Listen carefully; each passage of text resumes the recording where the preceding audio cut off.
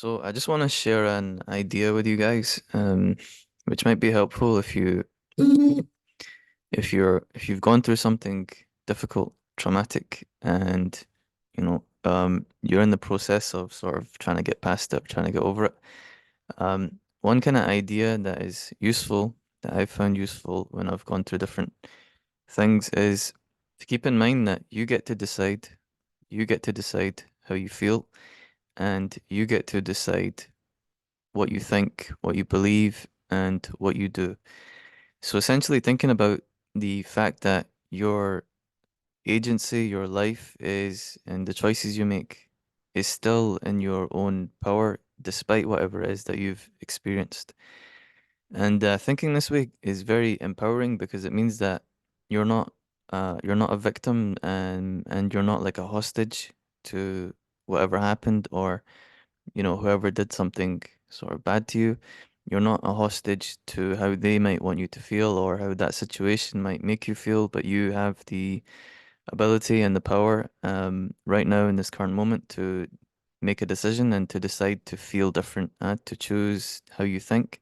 So you don't have to think the way that that situation might try to influence you to think, or how other people might try to influence you to think, but you are completely free and empowered to essentially think and feel and believe and see things the way that you choose to.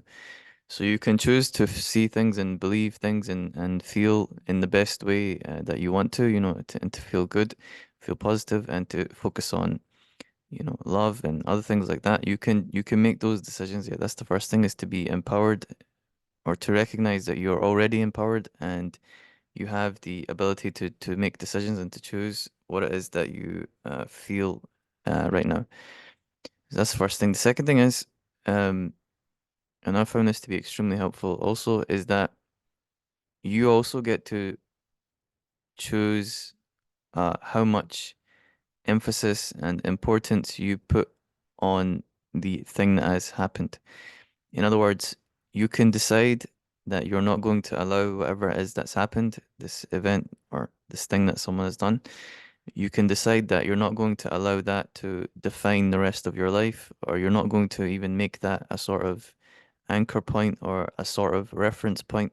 You're not going to put importance on it. You're not going to use it as a, you know, on this day this happened, and then like that. You're not going to use it as like a key event in your life. You can right now choose to not, like I said, highlight that event and to not allow it to define the rest of your life and things you do and things you think and the way that you see things. You can choose to not do that.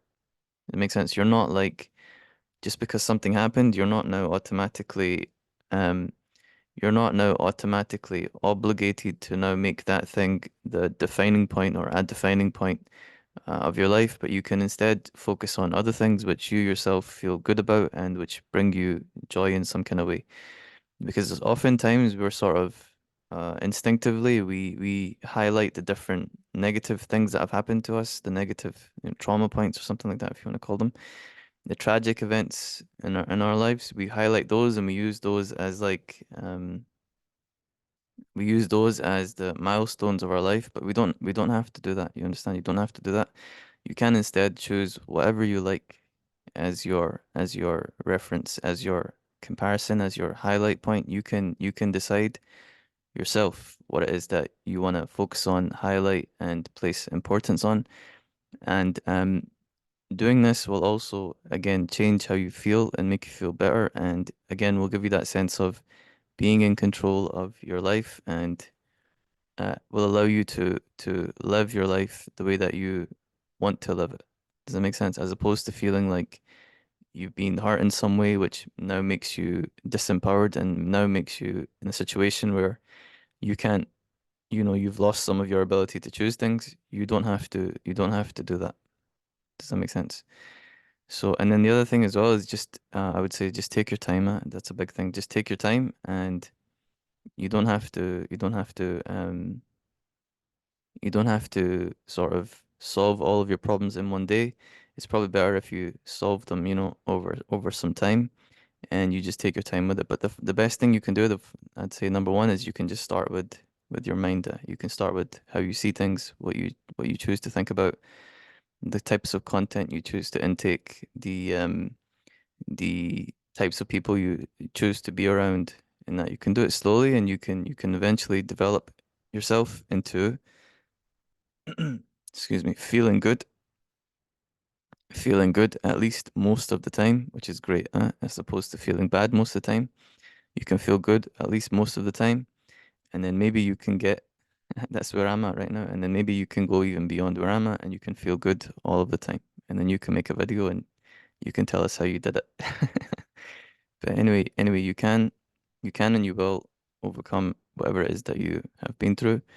And again, you don't have to let it define you. You can essentially just move on and while you accept whatever it is that happened has happened, you can now decide what it is that you want to place importance on, how it is you want to live, the vision you have for yourself, where it is you want to go, what it is you want to become, and you can take steps towards that.